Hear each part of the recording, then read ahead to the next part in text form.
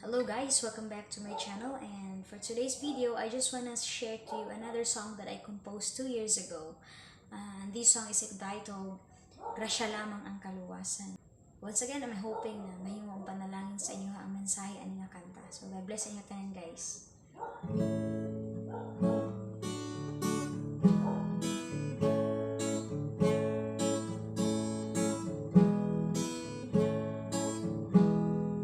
Grasya lamang ang kaluwasan, kini usa ka grasya sa Dios.